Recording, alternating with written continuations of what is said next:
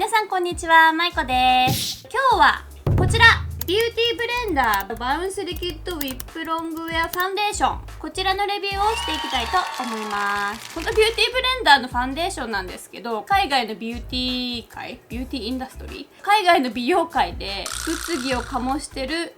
商品というのも、32色展開の中でダークスキントーン、ディープカラーっていうのかなっていうのが7色しかないので、それでどうなんだっていう、なかなか話題になっているファンデーションでございます。ずっと欲しくてようやくセフォラからゲットすることができました。このカチカチでこのボタンをロックすることができて、このノズルからファンデーションをここの部分に、お皿の部分に出して、このスポンジでポンポンポンとつける感じになってます。ウェブサイトに書いてある内容を見ていくと、フィニッシュはベルベティマットで軽いつけ心地、フルカバレージでヒアルロン酸と抗酸化作用の強い白樺抽出成分っていうのかなが配合されています。で32色展開で、最近ほとんどのファンデーションがそうですが24時間崩れない、ロングウェアのファンデーションでなようです。なんかハイパーホイップっていう新技術を使っているみたいで、こうホイップだからホイップクリームみたいにこう泡立てて作られてるのかな。ただね、ちょっと何回かこれ出してみたんですけど、ちょっと難点がね、ポイッと出すとここにねめっちゃ溜まるんですよ、ファンデーションが。この穴っていうのかな。ちょっとねデザインがもうちょっとなんかできたんじゃないかなっていう感じです。ちなみにカラーは 3.20 を使ってます。それでは早速塗っていこうと思います。下地はいつものグローオンオイルボリュームベース、こちらを乾燥するところに塗っていって、私は混合肌なのでこの部分だけに、まず塗って、エテュセのオイルブロックベース、こちらをすでにもう塗ってあります。今さっき出したワンプッシュともうワンプッシュぐらいいけるかな。めっちゃ溜まってる穴に。これねどうなのかしら。この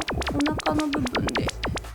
今ちょっとライト暗くしてシミがもっとよく見えるようにしてみたんですけど、かなり私シミが多いので、ちょっとそれを綺麗に隠せるか見ていこうと思います。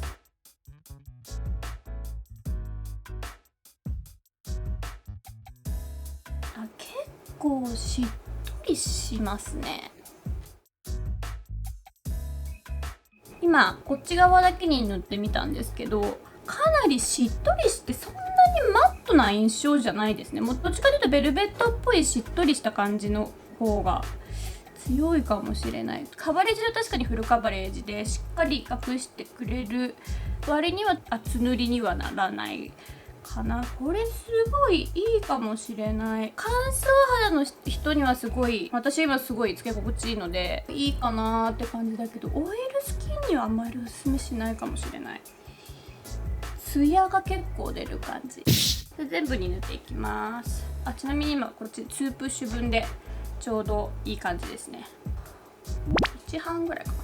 な。もうまた溜まった。見てこれ、フルプッシュにしないとここにめっちゃ溜まる。すごい可愛いのになんか超もったいない。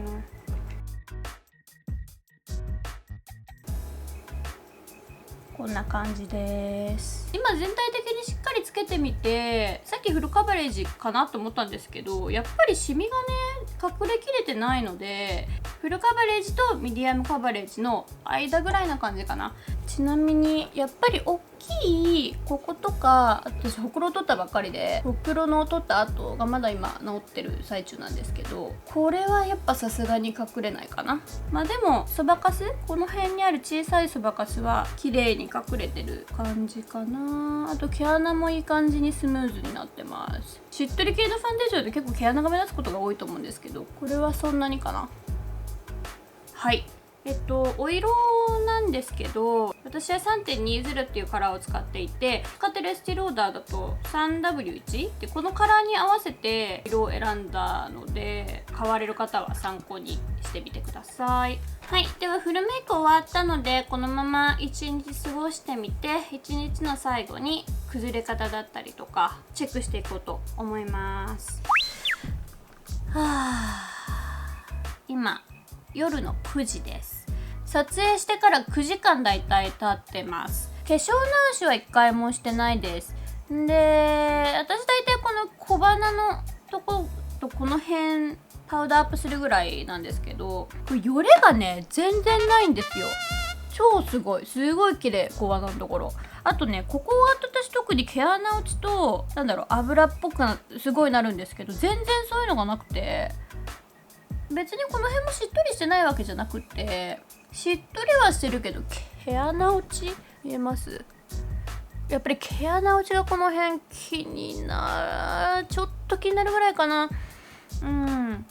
ただお値段がね、これ 30ml で$40、アメリカで$40するので、アメリカで買おうとするとダブルウェアと、これはヌードですけど、ダブルウェアと同じぐらいの値段だけど、ただパッケージが超可愛いっていうのとニューアイテムっていうので、試す価値あるかもしれないです。買うかどうかのご判断は皆様に任せます。